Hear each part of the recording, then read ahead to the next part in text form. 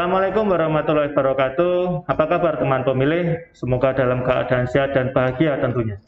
Senang sekali pada siang hari ini saya Muhammad Rifki Leandro dapat menyapa teman pemilih pada program acara Takso Jumpa Kita KPU Kota Magelang. Program ini adalah terobosan KPU Kota Magelang dalam memberikan informasi tentang pemilu dan pemilihan serta informasi-informasi lain yang bermanfaat bagi teman pemilih. Tema yang kita angkat pada hari ini yaitu sasaran pendidikan pemilih berkelanjutan, dan telah hadir pada siang hari ini anggota KPU Divisi Sosialisasi Pendidikan Pemilih, Partisipasi Masyarakat dan SDM, Bapak Ignatius Bambang Sarwodiono atau yang akrab kita panggil dengan Pak Bambang. Selamat siang Pak Bambang.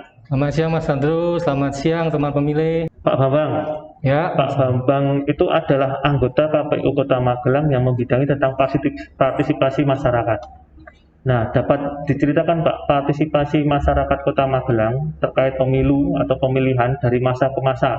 Karena yang seperti kita tahu, kemarin dapat melampaui dengan jumlah target yang ditetapkan oleh pemerintah. Monggo Pak. Ya Mas Andrew, memang kalau kita memiliki perjalanan dari partisipasi pemilih dari tahun ke tahun, Kota Magelang ya naik turun. Seperti kita lihat di tahun 2014 pileg itu kita mendapatkan 79% ya, itu di tahun 2014. Kemudian di tahun 2019 kita juga ada peningkatan. Bahkan kalau kita lihat kemarin itu ada 500 suara yang dipilih oleh pemilih, tapi tingkat partisipasinya meningkat dari menjadi 86,9%. Itu suatu yang luar biasa kita lihat. Kemudian di pemilihan yang kemarin kita laksanakan di pemilihan kepala daerah tahun 2020, kalau kita melihat di tahun 2015 itu tingkat partisipasinya adalah 75,2. Nah, itu jauh dari partisipasi yang ditetapkan oleh pemerintah. Kalau kita melihat bahwa justru dipilih dari cuma satu suara, karena pemilihan kepala daerah kan cuma satu suara ya. Tapi justru di sini yang menjadi semangat kita bahwa kita harus bisa meningkatkan. Nah, alhamdulillah kemarin di masa pandemi di pemilihan tahun 2020 kemarin kita ketahui bahwa pada saat ini ada pandemi COVID-19. Itu yang kita khawatirkan, tapi justru di dalam pada pemilihan kemarin malah menjadi naik. Jadi kita mendapatkan 77,8%. Jadi ada peningkatan itu yang kita khawatirkan. Nah, dari semua itu yang kita dapatkan itu sebetulnya tidak kerja dari KPU sendiri, sebetulnya itu kerja dari semua pihak-pihak yang terkait di dalam pemilihan maupun pemilu. Nah, justru kemarin kita juga terima kasih sekali pada semua pihak yang terkait sehingga kita bisa meningkatkan partisipasi pemilih.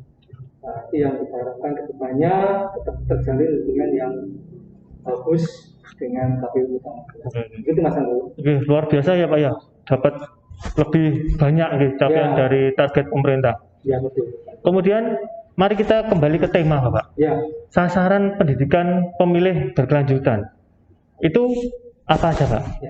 Kalau kita melihat bahwa sesuai dengan apa yang ditetapkan oleh pemerintah maupun oleh KPU RI, bahwa kita ada sasaran sebetulnya. Yang pertama adalah dari sasaran pendidikan pemilih keluarga, kemudian ada pemilih muda, ada pemilih pemula ya. Di sini kemudian ada komunitas, ada pemilih berkebutuhan khusus, ada disabilitas, ada warganet, keagamaan. Itu semua di sasaran pendidikan pemilih dengan harapan tadi saya sampaikan juga bahwa untuk meningkatkan partisipasi masyarakat di dalam pemilu maupun pemilihan. Itu Mas Andrew. Peran masing-masing basis atau segmen itu gimana Pak? Monggo Pak. Memang dari 10 basis tadi itu kita mempunyai masing-masing peran ya. Katakanlah di peran komunitas. Karena kita tahu bahwa suatu komunitas kan mesti punya anggota. Nah, harapannya bahwa dengan kita mengambil sasaran komunitas itu kan dari yang kita undang sebagai peserta pendidikan pemilih nanti harapannya bahwa bisa menularkan apa yang diperoleh pada saat mengikuti pendidikan pemilih ke masing-masing anggota yang ada di komunitas tersebut. Ya. Kemudian untuk yang di basis keagamaan. Nah, kita tahu bahwa di dalam keagamaan kan masing-masing ada pemuka agama ya. Nah, dan pemuka agama kan mesti ada kegiatan entah pengajian, entah ibadah itu kan di situ kan ada umatnya. Nah, di situ bisa menyampaikan informasi-informasi kaitan dengan pemilu dan pemilihan. Nah, di situ kita bisa meminta kepada pemuka agama untuk menyampaikan informasi-informasi yang berkaitan dengan pemilu dan pemilihan. Itu peran di keagamaan. Sedangkan dan saat ini yang paling utama adalah peran dari warganet sendiri. Nah, kita akan tahu bahwa di saat ini kita masih pandemi, lah itu fungsi dari basis sasaran warganet itu sangat berperan pada saat seperti ini. Nah, itu malah kita mempunyai peran di situlah nanti dari masing-masing peserta yang mengikuti kegiatan pendidikan pemilih di KPU Kota Magelang nanti harapannya dari warganet itu kan mempunyai follower ya Mas. Nah, biasanya ada follower, ada IG, berarti followernya juga banyak, ada TikTok, ada Twitter, maupun Instagram sendiri lah itu mereka harapannya bahwa dari mereka yang mempunyai follower banyak itu bisa menularkan, ya, bisa membuat konten di TikTok, di web, maksudnya di Instagram, di Facebook itu kan harapannya nanti bisa menularkan informasi yang ada yang diperoleh. Itu Mas, itu peran-peran itu yang memang kita ambil. Kenapa kita ngambil sasaran tersebut yang menjadi. Kalau mungkin sebelum pandemi ini kita terkenal dengan istilah word of mouth nih Pak, ya, informasi dari mulut ke mulut. Betul. Itu kan yang paling efektif di pemasaran juga paling efektif. Kita memasarkan sesuatu. Mungkin kalau di era pandemi begini memang kita maksimalkan media sosial gitu Pak, karena cepat sekali informasi beredar itu tentang media sosial. Misalnya ada kejadian di tempat A gitu, langsung udah pada tahu semua. Nah, mungkin informasi-informasi yang di-share ke teman-teman pemilih ini yang lewat media sosial juga sudah dikonsep apa gimana Pak? Kita memang harus sudah mempunyai konsep yang matang. Pak. Karena kita jangan sampai apa yang kita sampaikan kepada masyarakat itu merupakan berita-berita yang tidak benar. Karena kita betul punya konsep, kita sebut juga tidak asal menyebarkan, kita juga ada berita apa yang sedang istilahnya trending ya. Nah, tapi kita pun juga kadang-kadang kita juga mengambil informasi dari KPU RI. Berkaitan dengan apa, isu-isu apa, itu nanti kita juga kita repost, kemudian kita sebarkan ke teman pemilih, nanti biar teman pemilih juga mengetahui informasi-informasi yang terkait dengan kegiatan-kegiatan yang akan mendatang. Nah, seperti saat ini kita kan juga tahu ya Mas Andrew bahwa nanti 2024 itu kita juga dari sekarang sudah mempersiapkan diri, menyiapkan informasi-informasi berkaitan dengan persiapan-persiapan yang akan kita songsong besok di tahun 2024 adalah pemilu dan pemilihan. Apakah besok di tahun 2024 juga ada pembagian tentang basis atau segmen gini Pak? Kita tetap akan seperti itu, karena memang itu sudah menjadi sasaran yang memang kita pilih. Jadi sejauh belum ada perubahan peraturan undang-undang, kita tetap memakai basis itu, karena memang itu sudah kita bagi-bagi, sudah sesuai dengan porsi masing-masing ya, sehingga kita memudahkan untuk menyampaikan informasi kepada masyarakat.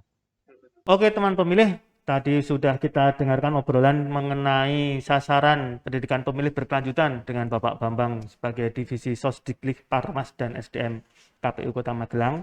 Kami jeda sejenak dan akan kembali setelah tayangan informasi berikut ini. Tetap di kanal YouTube KPU Kota Magelang.